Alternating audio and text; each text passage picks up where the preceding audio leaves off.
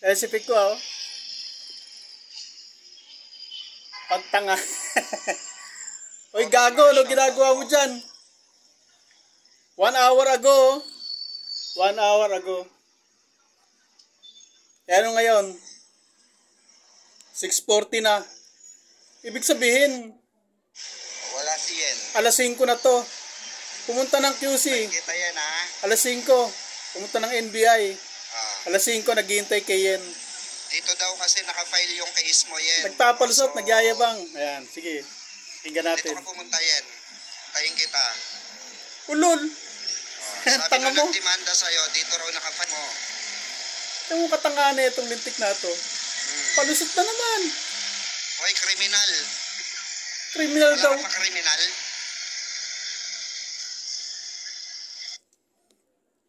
Criminal daw. Naghahamon. Ano, 1 hour ago. 6:30 ngayon. O 6:40. Ibig sabihin, 5:40. O kaya alas 5. Naghahantay. Sarado na NBI.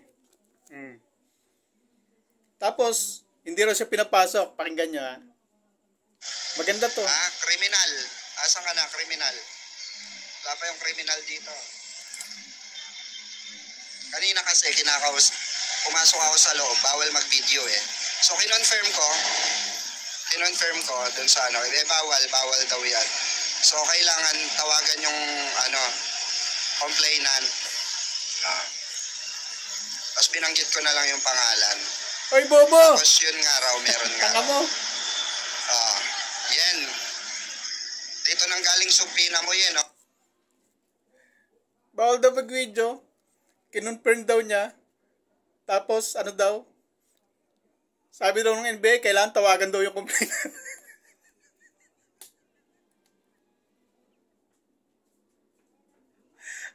Ano kabubuhan ng pinagagawa mo dyan? Tarantado ka talaga. Tapos nagmura pa to. Sobrang inis. Kasi hindi na alam kung ano gagawin sa buhay. Ito mo, 1 hour ago, yung live niya. Hindi ko kasi na-tsempuan kasi pahinga na gano'n ako, natulog ako eh. Tapos pagbangon ko, nagbukas akong cellphone. 6:30. Eh ngayon, 6:45 na. 1 hour ago, ibig sabihin, mga alas 5 yung siya nag-live. Ibig sabihin, sarado na NBI nung magpunta siya. Tapos pumasok daw siya sa loob. At ito, puro kasi nungalingan na naman, oh. Gumagawa na naman. Nakakatuwa naman tong bungbong na. Yun, tinanggi ng ate mo subpina. Yung tarantado mo ring ate.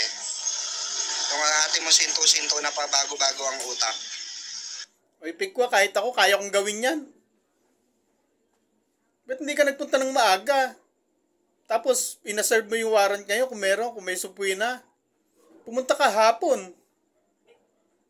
Tapos maghahantay ka dyan. Sabi mo after lunch. Oy, Pikwa, ang after lunch, alas 12, 12:30 ang after lunch. Bakit nag-live ka? 4:30. 5:30. 5:30 ka nag-live eh. Kapag palagyan natin alas 5, sarado na dyan. Tapos daw, hindi rin pinapasok, bawal.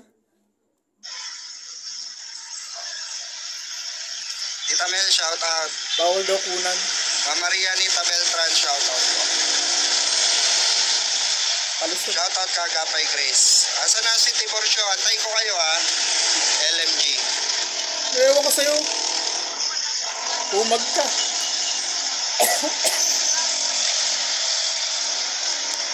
Ewan ko sa'yo, Pikwa. Pag may kaso kasi guys, kung hindi ka naman wala ka naman access or wala kang kinalaman dun sa kaso, hindi mo pwede malaman. Yun pala. Sa bibig mo na rin galing, gunggong. Na kung wala kang kinalaman sa kaso, hindi mo dapat malaman. Paano kayo nakapag-serve ng warrant at paano mo nakita yung ate ni Yen na kasama mo dun? Hindi ba sabi mo, sinerve yung warrant ng investigador? Paano mo nalaman na isinerve doon? At nakausap ni Pay Ate na sabi, tinakwil na. Detalyado kaya yung ano mo nun. Kwento mo nun na sinerve yung subpoena doon. Itinanggi ng ate. Ayaw tanggapin kasi itinakwil na raw. Bakit no? Nagka-access kayo. Tapos ngayon, wala ka ng access. Dahil wala raw siyang kinalaman sa kaso, hindi raw siya pwede magka-access ngayon. Nagpapalas na naman. Kahit ako, Pikwa, kaya kong gawin yan eh. Bukas pupunta ako na NBI. Puntar na ako alas 5. Pakatanga na ito. Ay, Pikwa, ginagawa mo ako komedyante. Nakakatuwa ka. Paano mo nalaman na may subpoena? Tapos ngayon, wala ka palang access. Tapos sabi raw sa kanya nung NBI daw na pumasok sa loob na meron daw, Yen Vasquez daw. Tapos kailangan daw tawagan yung tawag doon? Tawagan daw yung may sinabi siya kanina eh. Mamaya re-review ko. Inaantay ka ni sir ngayon dito, Yen. Punta ka. Inaantay daw ni Sir Ryan. Anak ka ng tatay mo, Pikwa. Ibig sabihin, yung suspect pa ang pupunta dyan. Yung akusado pa pupunta dyan, yung kinasuhan.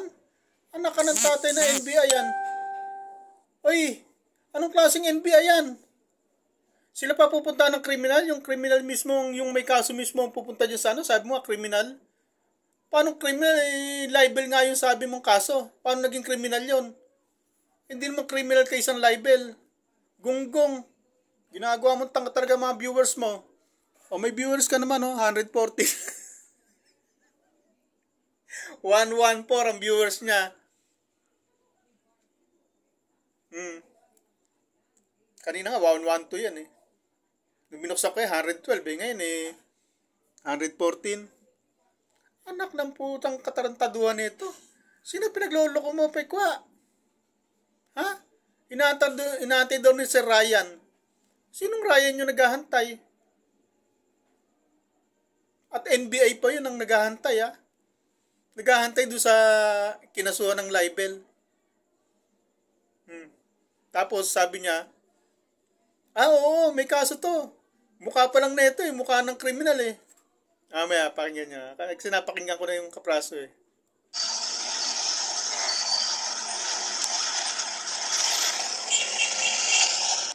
Ay, puta, napatay.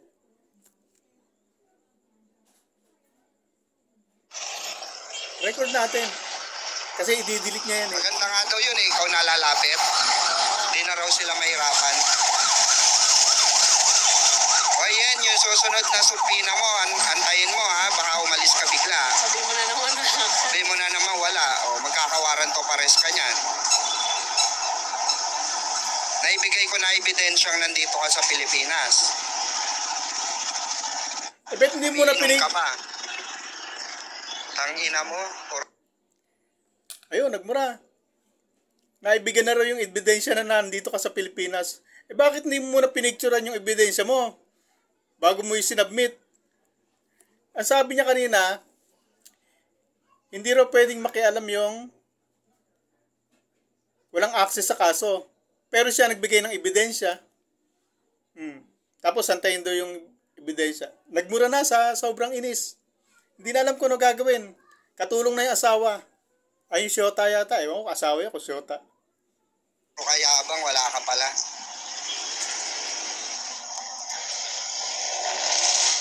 Maganda nga yun yan. Ikaw mismo pumunta rito para hindi na sila mahirapan na ipatawag ka. Para magpaliwanag dun sa libel case mo.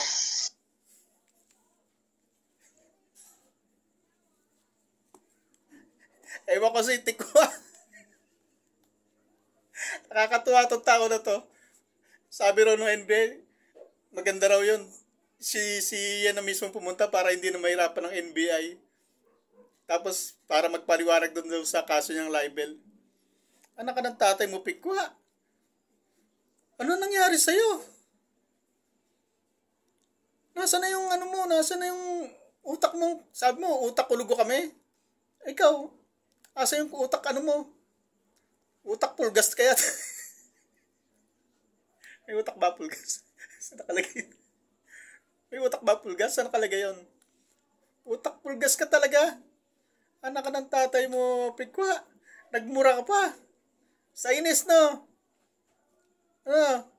Sobrang inis na. Paano? Kinukuyog ba naman natin ng supalpalin ng kasungalingan niya eh? Inis na. Nagpunta ng NBA alas 5. After lunch alas 5. Tapos nag-aantay. Malay ba naman yung mamya na nandyan siya ng alas 5? At saka, sino siya para puntahan siya dyan ng alas 5? O kaya kahit alas 4 pa. Kahit alas 3 pa. Alas 3 pa, yung NBI, sarado na siguro. 1 hour ago? Ibig sabihin 1 hour ago? Mag-aalas 7 na. Padilim na nga, At tropa kits, madilim na, Kita na ilaw. Anak ka ng tatay mo, Piko. Ano ka? Nagpapatawa ka na lang? Ang ina mo daw, mutinaw ka lang daw. Animal ka. Ayaw nilang pagpawisan ng dahil ng sayo. Mukha mo pa lang daw, scammer na eh. Pinakita ko itsura na yan eh, kanina. Kanina pa kasi kami rito. So, sarado na. Sabi ko, sir, baka pwedeng antayin natin. Anak ng pusang katarantaduhan yan. Ipinakita raw yung muka. Tapos sabi daw NBI, mukha pa lang daw scammer na. Sabi mo nga, bawal ang makialam sa kaso yung walang access. Tapos pinakita mo ng ebidensya, pinakita mo pamuka. Tapos sabi daw, mukha pa lang, scammer na. Anak ka ng tatay mo, Pikwa, saan ka nagkukuha? Bali, dalawang video. Kasi itutuloy ko yung kwento niya. Kasi, tuloy-tuloy lang to kasi, baka, yan niya, yung ano ba to? Nagkakapit tuloy ako kasi wala nang oras. Ano ba to? Tutuloy-tuloy lang natin ang video niya kasi, baka mamaya, i-delete na. Sige, pakinggan lang natin.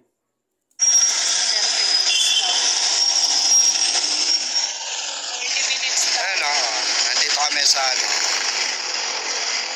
dito sa QC yan. Dito kasi nakafile yung case ni Yen.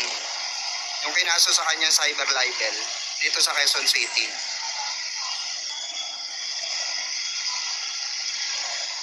Ito ba yung ano? Ito ba yung 1 hour ago? Yung mukhang bulldog na dilubyo. Malinaw ba? 1 hour ago? Ma'am Jetski, shout out. Ilab Sasa, shout out Kay Tita Son, shout out. Lapit natin ang gusto. Yan na mukhang karapatang buntis. Ano na? Tagal mo naman. Mukhang kinagat ng kantik ko.